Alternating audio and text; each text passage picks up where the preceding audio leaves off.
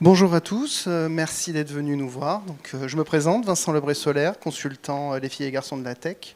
J'ai un background plutôt développeur et je fais surtout de la Build Factory depuis quelques années. Je suis avec... Théophile Orliac, du coup, aussi consultant FG Tech. J'ai aussi un background de développeur, pour changer. Et on s'oriente depuis 2-3 ans plus vers une activité DevOps, au sens build aussi, hein, clairement. Et donc aujourd'hui, on va vous présenter ce qu'on a appelé Shift Left, intégration d'infrastructures complexes par le test. Donc l'idée, par infrastructure complexe, c'est des infrastructures pas cubes, pas des choses qui sont assez régulièrement, qu'on peut voir un peu partout. Là, c'est vraiment, on est chez un client et le client, il a une infrastructure qui est telle qu'elle est. Et comment est-ce qu'on peut avoir des bonnes pratiques ou implémenter les bonnes pratiques, notamment dans le cadre du Shift Left, dans ce cadre-là. Donc justement, commençons par le cas classique. Donc les choses qui ne s'appliquent pas dans notre cas. Vous avez déjà tous vu des applications. Donc là, c'est une application Spring Boot qui tourne sur du cube. C'est le genre de choses où vous pourrez trouver beaucoup de littérature sur comment implémenter du test, comment automatiser du test dans ce cas-là. Et là, ce n'est pas forcément ce qui nous intéresse. Donc nous, on ne va pas forcément parler de ça. Nous, on va revenir sur des cas, donc c'est des retours d'expérience, notamment de 2 clients chez lesquels on a été, qui avaient ce qu'on a nommé des infrastructures complexes. Donc le premier client, qui est un client dans le domaine des réseaux mobiles, et lui, sa plateforme sur laquelle il fallait déployer, était une plateforme avec un réseau instable et lent, c'est-à-dire qu'il pouvait y avoir des coupures de 2 jours, par exemple, sur le réseau. Ça pouvait arriver régulièrement. Donc vous imaginez bien que dans ce genre de cas-là, c'est quand même difficile de tester avant de mettre en production et d'appliquer les bonnes pratiques. Donc le besoin client, c'était de récupérer les données métiers pour les envoyer au régulateur. Et la solution qui devait être implémentée, c'est une implémentation de Playbook Ansible pour récupérer ces fichiers et les traiter. Voilà. Là-dessus, si ça vous intéresse, j'avais fait un article Medium d'ailleurs qui rentre plus en détail sur ce cas-là. Et là, ici, on va se focaliser sur le deuxième cas client, plus récent, dans le domaine de l'aéronautique. Donc là, la problématique au niveau de la plateforme, c'est que c'était une plateforme qui était déconnectée. Donc il faut y aller sur badge, dessus. Les cibles de la plateforme, c'était des VM, mais aussi d'autres choses, des appliances, des appareils qui ne sont pas des VM, avec lesquels il fallait interagir. Le besoin client, c'était de mettre à jour des éléments de sécurité sur cette plateforme-là. Et la solution qui était demandée à implémenter, c'était un ensemble de scripts bash. Donc, en commun à tous ces 2 clients, on a un certain nombre de contraintes et c'est de là qu'est née un peu notre approche. Pour ce deuxième client notamment, on a une plateforme qui est difficilement accessible. Elle est partagée entre plusieurs équipes, donc ça veut dire que sur une semaine, on peut avoir accès qu'à 1 jour, 2 jours, peut-être même 3 semaines sans accès à la plateforme. Et du coup, comment on continue de travailler quand on est en télétravail, quand on est chez nous, sur ces plateformes ultra spécifiques qui sont pas toutes, c'est pas tous des Linux, c'est pas que des VM, c'est vraiment hétéroclite. Donc ça, c'est la première contrainte. Et après, on va avoir aussi une administration qui est externe, c'est-à-dire que nous, on arrive sur une plateforme où on ne déploie pas tout cet environnement-là. C'est vraiment le client qui est en maîtrise, et donc on n'est que passager. Et pareil, comment on fait pour avoir cette interaction avec plusieurs équipes en même temps, sur la même plateforme, etc. Nous, il faut qu'on arrive à travailler, il faut qu'on arrive à garantir un travail de qualité. Et donc notre besoin, c'est arriver à identifier très vite les bugs, malgré les contraintes, arriver à tester notre code assez vite et limiter les régressions entre nos livraisons. Et donc cette démarche de test et de qualité, on va essayer de la garder malgré ces contraintes. Donc pour revenir, d'ailleurs, on parlait de Bash. On est d'accord que Bash se prête pas forcément au test. Normalement, Bash, c'est un langage de scripting, c'est pas un langage de programmation. Et donc, on essaie de rejoindre ces 2 mondes, standard de développement et Bash, par exemple, dans ce cas-là. Donc pour ça, on a créé un environnement de simulation. Donc là, on va se focaliser sur la partie build et test du DevSecOps et créer cet environnement de simulation pour justement pouvoir, a priori, faire des tests et moquer cette plateforme à laquelle on a difficilement accès. Donc, notre client, il a un data center. Bon, là, j'ai un peu exagéré, c'est pas ça non plus qu'on a simulé, hein, mais on a quand même l'idée. Derrière, on va avoir des racks avec tout un tas d'appareils qui y sont connectés, et c'est eux qu'on va devoir containeriser. Donc, voilà une simplification de l'architecture client. Pour vous donner une idée, donc ce que je disais, vous avez des racks, vous avez des VM avec des applications qui tournent sur ces VM. Jusque-là, ça va. Sauf que, bien sûr, il y a des switches dessus qui permettent pour le réseau. Vous avez des Power Distribution Units, donc des PDU pour les alimenter. Vous avez des sensors, température, etc., pression. Et ces équipements-là aussi, il faut les mettre à jour. Ça, c'était le besoin client. Donc, le choix qu'on a fait, c'est de créer un container par application, un container par appliance. Chaque service client, c'est un container. Chaque appareil, c'est un container. Si une VM avait plusieurs applications, vu qu'on a fait un container par application, on va moquer le localhost comme un réseau virtuel. Chaque réseau, pareil, c'est un réseau virtuel. Il y avait des besoins de fichiers à travers du FTP. Ça, on a utilisé du OCI volume. Et la solution technique qui a été choisie, c'est Docker Compose. Parce que l'avantage de Docker Compose, c'est que ça tourne facilement, que ce soit dans une CI ou sur un poste client.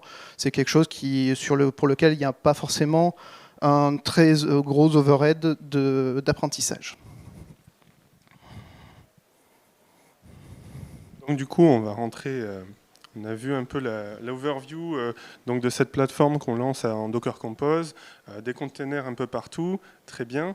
Et notre premier mock, la première chose qu'on veut représenter sur cette plateforme, la chose que tout le monde connaît ici, je pense, c'est l'API. Quand on fait un test, souvent, ça nous arrive de devoir moquer une API externe.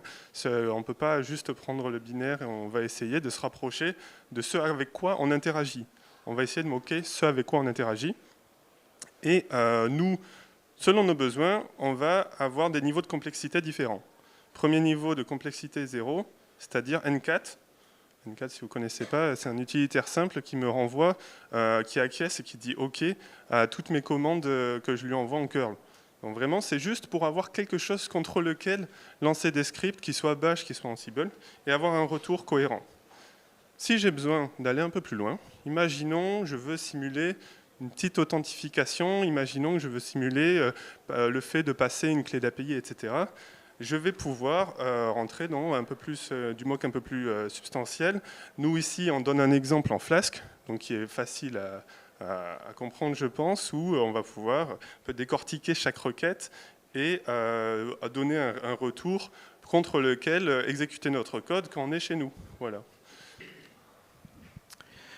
Donc ça, c'était les cas, j'ai envie de dire, simples. Maintenant, on va rentrer dans les cas un peu plus complexes, enfin, qui nous ont du moins un peu plus creusé la tête. Là, on est sur un cas d'utilisation. Enfin, le seul point commun pour tous les systèmes avec lesquels on doit interagir, c'est SSH. Donc ça a été notre base de départ. SSH, ça veut dire du coup que notre environnement de simulation va faire tourner du SSH pour qu'on puisse s'interagir avec. À partir de là, on est parti sur une image la plus proche du client. En l'occurrence, là, c'était du SUSE. On installe les applications dont on a besoin. On a rajouté quelques petits scripts, notamment un petit create user qui crée le user, mais qui va aussi créer tout ce qui va être toute la petite tambouille pour SSH, comme les authorize hosts, etc. Pour pouvoir après ce SSH sans problème. Ici, on revoit le type de stub de type N4 dont vous a parlé Théophile, qui est juste de renvoyer sur la sortie standard ce qui a été envoyé, ce qui permet d'ailleurs de voir qu'on a bien appelé avec les bons paramètres. C'est le niveau 0 du test, mais déjà ça fait le job. Et à la fin, oui, on lance SSHD. Donc forcément, dans la littérature, vous verrez tous, on sait tous que c'est pas une bonne pratique, c'est pas ce qu'on est censé faire, mais en l'occurrence, c'est le besoin client, donc et on est sur un environnement de simulation. Donc là, on vient de voir cette première image simple SSHD qui arrive à bien représenter les Linuxoïdes, ce que j'appelle Linuxoïdes de nos clients, tout ce qui va être VM qui fait tourner du SUSE. Mais on va aussi retrouver sur ces SUSE tout un ensemble de binaires et de CLI propriétaires. Par exemple, là, je prends l'exemple de NCLI, qui est le CLI de Nutanix. Et donc, du coup, Moi, chez moi, j'ai pas forcément envie de faire une install et de m'embêter à faire une grosse image avec tout ce qui est installé en production. Donc, du coup, je vais recommencer, je vais remoquer ces binaires-là et ces CLI-là avec un niveau de complexité qui me convient pour mon test. C'est-à-dire, je veux que mon code puisse s'exécuter sur ma pipeline et sur ma plateforme de mock en local jusqu'au niveau de complexité dont j'ai besoin. Ici, on voit vraiment un usage basique où on va pouvoir juste parser facilement les entrées et j'essaie de faire correspondre ça, d'essayer de reprendre la syntaxe de la commande NCLI, de la commande que j'ai envie de moquer, et j'obtiens un retour cohérent contre lequel développer mon code quand je n'ai pas accès à la plateforme que je suis en local. Donc voilà, on a parlé des cas DVM, sauf que il reste les autres appareils avec lesquels on doit interagir. Donc ceci, comme je disais tout à l'heure, on est sur une interaction strictement SSH, on n'a pas d'API, on n'a pas de CLI du client, on n'a pas ce genre de choses. Voilà. Encore. Je recommence encore dans mes histoires de mock. Là, on est passé en train de moquer une API donc avec du HTTP. On est passé à un niveau où on allait moquer des exécutables sur un système Linux. Problème, on n'a pas que des systèmes Linux. Ça veut dire qu'on va avoir, par exemple, un routeur Cisco, par exemple. Quand vous vous connectez dessus en SSH, je peux vous garantir que vous allez vous demander sur quoi vous venez d'atterrir. En fait, c'est des choses qui vont même pas forcément exécuter du SSH en one line. Il faut vraiment se connecter physiquement dessus, attendre qu'il accepte de recevoir des commandes, envoyer une commande, vérifier la sortie, etc. Ça devient fastidieux. Nous, sur ça, on doit déployer des éléments de sécurité. Donc pour faire ça et pour l'automatiser, là, ce que je viens de décrire, c'est on va devoir se connecter en SSH, lire la sortie standard, écrire sur la sortie standard et vérifier qu'on vient bien d'exécuter correctement la commande. Comment je fais quand je suis chez moi pour écrire ce script-là? Donc là, c'est en utilisant un utilitaire qui s'appelle expect. Comment je fais pour le développer contre quelque chose? J'ai besoin d'une sortie contre laquelle le développer. Voilà, du coup, ce qu'on a fait, c'est qu'on a tout simplement remplacé le shell standard d'une machine Linux par un shell custom. Donc du coup, ce que j'ai fait, c'est que j'ai écrit un shell, littéralement, où je vais pouvoir prompter avec le même prompt que mon switch, essayer de reproduire les commandes de base du switch. Par exemple, là, on a 7 passwords qui seraient, dans cet exemple-là, pour prompter un nouveau mot de passe et le réentrer pour qu'on puisse valider le nouveau mot de passe. Donc voilà, là, j'adapte encore une fois mon mock à mon besoin. Mon besoin, c'est tous ces shells non standards. Et donc, je suis en train de rentrer un peu dans quelque chose qui m'intéresse, moi, contre lequel développer mes scripts sur des noms Linux. Donc voilà, on vous a présenté toute la partie environnement de simulation. Donc voilà, on a pris le besoin client, on a pris la plateforme cliente, on essaie de la reproduire, pas à 100% justement, on essaie de la reproduire au mieux vis-à-vis de ce qu'on a à faire.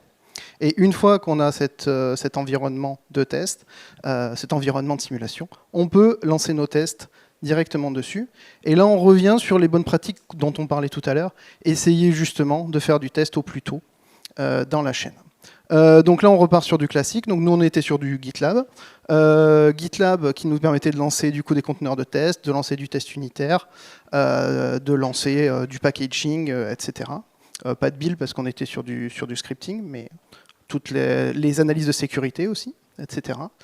Petite chose qu'on a rajoutée, c'est la partie GitLab Matrix Job, donc pour faire de la parallélisation, parce que justement les tests qu'on lançait des fois pouvaient être longs, et donc ce qu'on a décidé de faire pour gagner un peu de temps, c'est de lancer des sous-ensembles de la plateforme, de l'environnement de simulation, liés au tag des tests. Donc par exemple, quand on veut faire un test particulier sur un sous-ensemble, on va lancer un sous-ensemble de la plateforme grâce au profil de Docker Compose, et donc on va relancer un sous-ensemble, mais ça on va le lancer en parallèle pour au final couvrir l'intégralité des tests.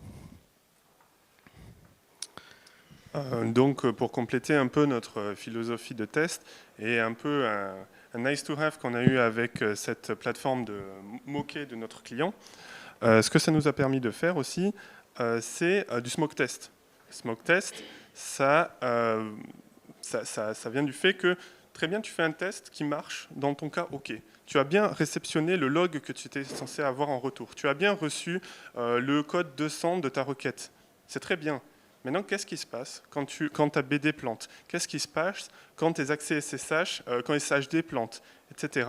Alors là, tu vas aller stresser un peu ce qui pourrait se passer en production en détruisant certains services, en détruisant certains containers.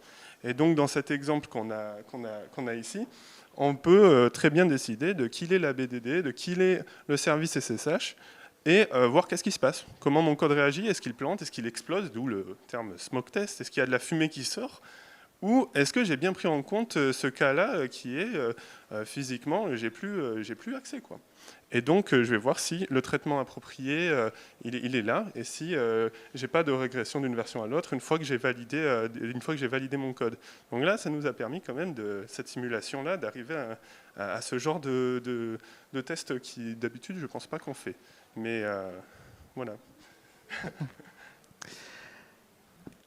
Du coup, sur les parties problèmes rencontrés, parce que forcément, tout s'est pas bien passé. Hein, il y a des choses sur lesquelles on a un peu buté. Donc, une des premières choses sur lesquelles on a buté, c'est la gestion du réseau virtuel. Donc Docker Compose, dit Docker Compose avec des networks. C'est Docker qui gère complètement toute la partie networking. Je rappelle qu'on fait du SSH, donc du coup, si on fait du SSH, ça veut dire qu'il faut pouvoir contacter l'intégralité des containers. Il faut avoir leurs adresses, leur nom, leur hostname, etc., qui sont dynamiques. Oui. Du coup, on a créé, à force, petit à petit, à force de creuser, on en est arrivé à un script tel que celui que vous voyez ici, qui permet de générer dynamiquement les non-hosts. On commence par faire un scan du réseau sur le port 22. On a plusieurs sous-réseaux. Ces sous-réseaux-là, on l'avait déjà mis dans le Docker Compose, donc ils sont fixes. Et on va les scanner. On va récupérer le hostname, l'IP. Docker Compose propose aussi des VIP par défaut. Du coup, on récupère les VIP aussi, au passage. Et grâce à ces informations-là, on va générer le non-host. Donc là, c'est un SSH qui scanne qui permet de le récupérer. Pourquoi est-ce qu'on fait comme ça? Pourquoi on ne fait pas un SSH qui scanne directement? Parce que c'est ce qu'on a essayé, mais ça ne marche pas, tout simplement. On a besoin, l'étape de scan de réseau permet de cibler directement et dynamiquement, et donc du coup de ne pas avoir un ensemble d'adresses IP statiques, et de s'adapter à chacun des cas de lancement de l'environnement de simulation. Autre problématique qui est un peu corrélée, puisqu'elle est au niveau du réseau, on était parti sur des runners Docker. Donc, l'avantage des runners Docker dans la CI, c'est que ça baisse la MCO. Une fois que c'est lancé, c'est détruit. Je ne vais pas vous convaincre de ça. Donc, nous, on en était en tout cas convaincus. Sauf que, du coup, ça voulait dire qu'on lançait un container. Ce container lançait Docker Compose, donc Docker in Docker. Et là, c'est le drame. Impossible, on avait des instabilités sur le réseau, il y avait des équipements qu'on n'arrivait pas à contacter. Enfin là je parle des équipements, des containers qu'on n'arrivait pas à contacter d'une fois sur l'autre. Et du coup, on s'est rabattu sur de l'exécution en shell. Donc en fait un shell qui lance Docker Compose. Bon, du coup on a eu un overhead de MCO, mais là on était beaucoup plus stable avec exactement le même code, beaucoup plus stable en termes de network. Petit plus, bon c'est pareil idiot, mais nous on s'en est pas rendu compte au début. Quand on lance un test en Docker Compose, le test fail, ça fait fail le job. Du coup Docker Compose down ne se fait pas. Du coup la fois d'après quand on relance, on a des conflits, ça marche pas. Donc ne pas oublier de rajouter le Docker Compose down en after script. C'est tout con, mais ça nous a bien posé problème. Plus sur les problèmes à haut niveau. Je vais revenir un peu, même sur notre philosophie de test. Le problème des tests, c'est qu'est-ce qu'on teste? Qu'est-ce qu'on teste? Quand est-ce que je décide que j'ai trop testé ou que j'ai pas assez testé? Et je pense qu'il y a beaucoup de gens qui seraient d'accord avec moi pour dire qu'on a tendance à se lancer dedans sans forcément se poser les bonnes questions, et du coup on peut faire de l'over-testing. Peut-être que j'ai pas besoin finalement de rentrer et de simuler 100% d'une appliance, peut-être que je peux juste m'arrêter au premier cas que j'avais montré, qui était l'acquiescement d'une requête. Peut-être que, donc voilà, ça c'était nous, dans notre bonne volonté, parfois on allait un peu trop loin, peut-être. Mais aussi un autre problème qu'on a rencontré, c'était donc cette plateforme cible gérée par le client, elle changeait beaucoup. Et donc quand la plateforme change, que le client décide que les passes c'est autre chose, que les clés sont à un autre endroit, nous il faut qu'on le répercute sur notre plateforme de mock, et donc ça fait un peu voilà, de travail supplémentaire et un besoin de maintenir à jour cet environnement de test. Bon, on le faisait, hein, mais voilà, c'était quelque chose de supplémentaire. Ensuite, plus sur encore des problématiques peut-être de staffing même, on pourrait avoir l'onboarding, c'est assez compliqué sur un projet comme ça qui, à premier abord, pourrait intéresser par exemple des administrateurs système, pourraient venir se dire, voilà, je déploie des choses sur des machines, ça me parle. Et du coup, quand on essaie de parler de tests et de parler de simulation dans Docker, peut-être que ça parle moins. Et donc du coup, pareil, il faut avoir cette discussion-là. Je pense que c'est un projet qui est un peu particulier sur ça. Et donc, moi, j'ai eu des discussions avec des administrateurs système où il fallait expliquer pourquoi, au niveau de la qualité et tout ça, c'était intéressant, cette plateforme de test. Pourquoi, comme ça me permettait de travailler quand j'étais en télétravail et que je n'avais pas accès à la plateforme. Et là, ils pouvaient comprendre l'intérêt vraiment de notre projet. Je crois qu'on a fini. En fait, oui, s'il y a une chose qui nous a beaucoup aidé, qui nous a beaucoup servi sur ce projet, c'est, vous l'aurez compris, cet environnement de test. Les fois d'avant, quand on allait en plateforme, on se retrouvait du coup avec du code qui était non testé, qu'on avait fait en fonction de specs. On a eu beaucoup de specs. On avait l'intégralité des specs du client. Sauf que les specs du client, quand on voyait plateforme cible changeante, ça veut dire que leur spec et la plateforme n'étaient pas forcément toujours corrélés. Il y avait forcément dans un projet, le projet évolue, donc du coup la plateforme cible d'intégration évolue, et donc quand on arrive sur la plateforme, on se retrouve avec, c'est là où on se retrouve avec des choses qui ne sont pas du tout attendues. L'avantage de ce système-là, c'est que forcément, on peut intégrer les choses beaucoup plus tôt. Donc par exemple, on peut aller sur une plateforme, on va, au lieu d'aller faire de l'intégration en plateforme, on va faire de la récupération d'informations en plateforme. On arrive en plateforme, on réserve suivant les cas, et on va aller regarder comment fonctionnent les différentes appliances, comment on s'interagit avec. On récupère toutes ces informations-là, on la met sur l'environnement, et les fois d'après, on peut donc faire du test de non-régression, comme vous a parlé Théophile. Ça, c'était vraiment le point en plus qui nous a permis d'avancer quand même relativement rapidement sur ce sujet-là. Je ne sais plus si tu avais d'autres... Je pense qu'on peut passer aux questions, du coup. Ouais. Bon, on a été un peu rapide, mais je parlais un peu vite, peut-être. Et du coup, si vous avez des questions...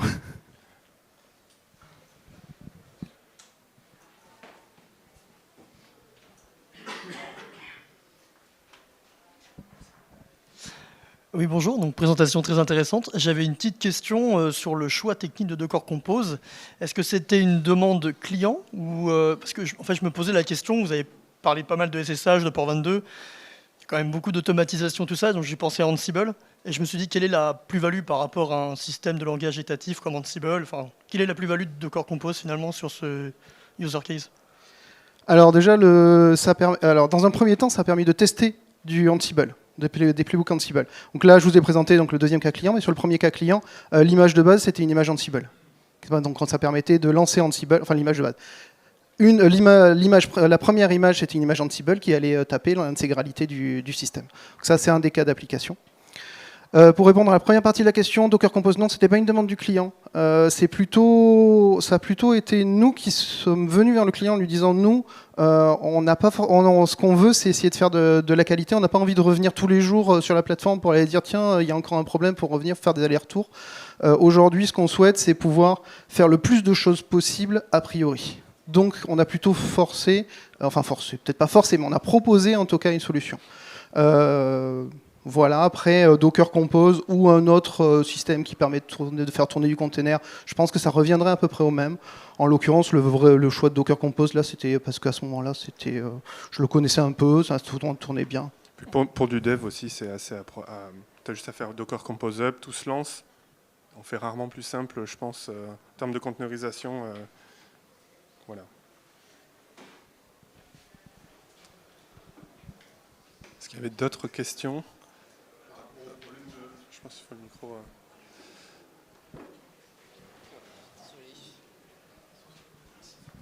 Bonjour, merci pour la presse. Et par rapport au problème évoqué au niveau réseau et au travail de réimplémentation des pseudo-shells, etc., quel serait l'intérêt éventuellement de passer sur quelque chose comme Container Lab qui justement est vraiment fait pour simuler des réseaux, lancer des images d'OS, d'appliance réseau, etc., avec une facilité qui est quand même, une fois configurée, assez proche du Compose Up, quoi. Alors, je vais être honnête, je ne connaissais pas. Et ensuite, on avait aussi beaucoup de variétés dans ces switches-là. Là, j'ai dit Cisco, mais en fait, on a presque tous les constructeurs qui se rejoignent. Donc, Brocade, tout ça. On a un peu de tout partout. Et je ne suis pas sûr qu'ils proposent tous des images facilement containerisables. Il y avait ça. Ben, on les a cherchés, on ne les a pas forcément trouvés. Ouais. Les images, c'est quand même, il y en a beaucoup qui sont vendors, qui sont locked-in, et du coup, il y a la doc, donc ça c'est bien, c'est déjà ça. Mais par contre, c'est vrai qu'aller trouver une image container aussi high container de l'appliance, c'est pas toujours le cas. Mais oui, sûrement, je regarderai. Ouais. Merci.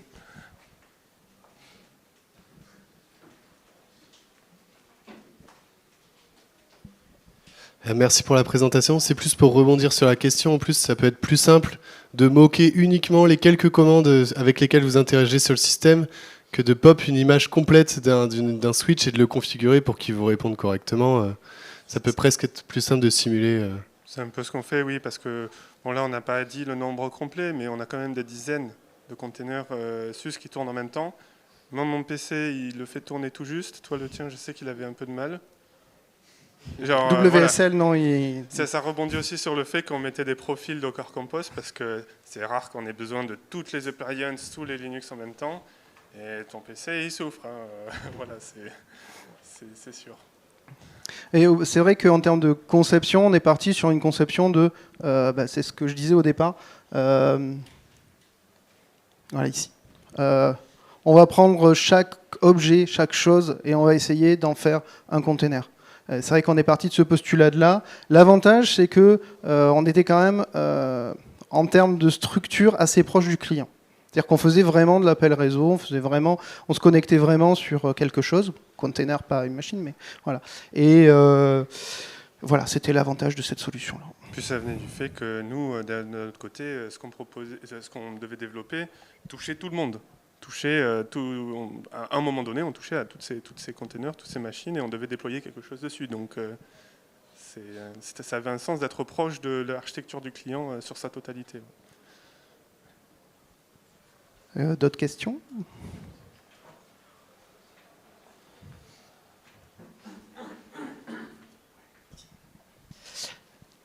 Dans le cadre des tests, c'est toujours très compliqué de savoir jusqu'où on doit aller. C'est le cadre de l'overtesting, undertesting. Le juste milieu, il n'est jamais là.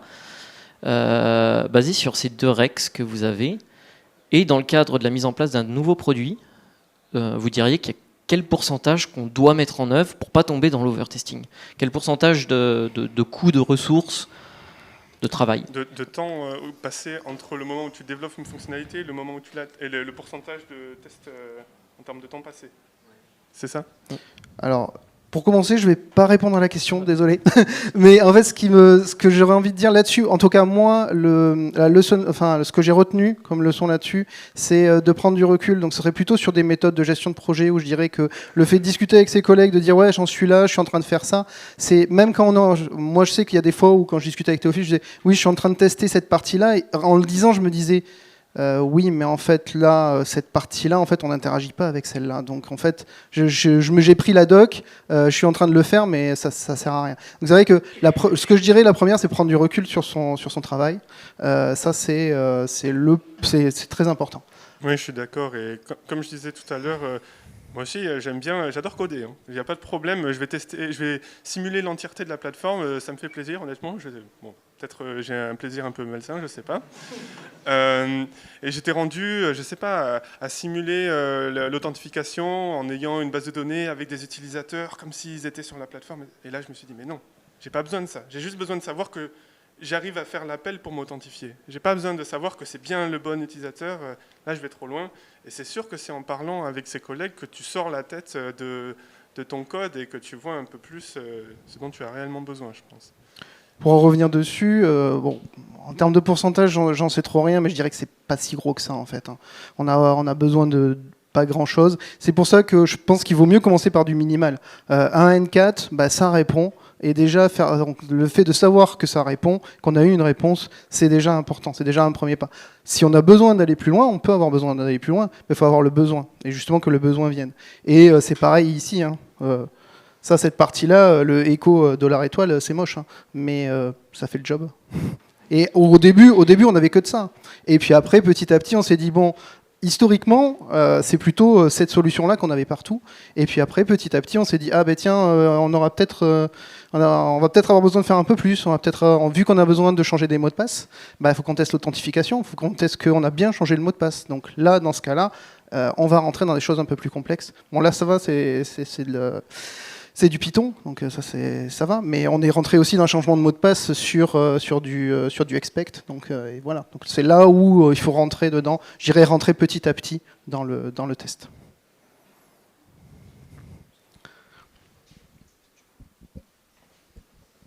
Merci pour la presse. Petite question pour simuler les prompts. Vous avez eu accès par exemple des appliances.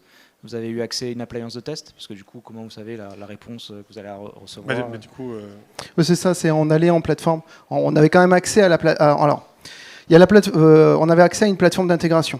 Donc, au final, si je reviens au début, le client, lui, ce qui l'intéressait, c'est la partie solution. C'est des choses qu'on ne vous a pas montrées. Hein. C'est des choses qui... voilà. Là, ici, c'était des solutions. C'est ça qui intéressait le client. Et donc, du coup, il fallait quand même, à un moment ou à un autre, c'est bien gentil d'avoir un environnement de test, il fallait quand même qu'on aille en plateforme d'intégration, pour aller lancer notre solution et montrer qu'elle fonctionne. Et du coup, ce que je disais, c'est que plutôt que de faire ça tout le temps, implémenter, aller en plateforme, tester, revenir en se disant bon ça marche pas, je refais, on faisait le contraire. On allait en plateforme, on avait accès à la plateforme d'intégration suivant un planning, etc. ou quand elle était up. Et là, on savait ce qu'on voulait implémenter, on faisait les tests, on voyait ce que ça répondait, on voyait comment ça répondait, et là on récupérait de l'info, et voilà. Ouais, c'est ça, et nous ça nous a permis, par exemple là en décembre, on avait un mois sans plateforme. Un mois sans pouvoir tester notre code en production, un mois en télétravail, et on a continué de travailler. Et sinon, on aurait développé dans notre tête, sans enfin, tu vois, du coup, ok, je comprends mieux parce que et après, pour les prompts, oui, c'était ça. J'écrivais, voilà. Je regardais les logs, puis j'étais chez moi et j'essayais de reproduire ça. Donc du coup, en termes de, si demain il y a une mise à jour des appliances, que le prompt change, il faudra refaire cet exercice. Exactement. Et on a eu le problème. On a fait des fois des tests avec certaines appliances. On arrive, on nous dit ah oui, bon là la plateforme elle est un peu occupée, mais on en a une autre. Allez-y, testez dessus. On va tester dessus. Ah ben c'est cool. On peut faire un SSH en one-liner pour l'interagir, sauf qu'elle est en version plus récente que la plateforme cible. Donc, il faut reprendre.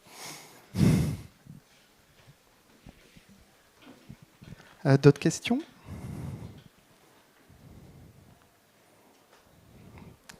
Eh ben, merci à tous de nous avoir écoutés. Et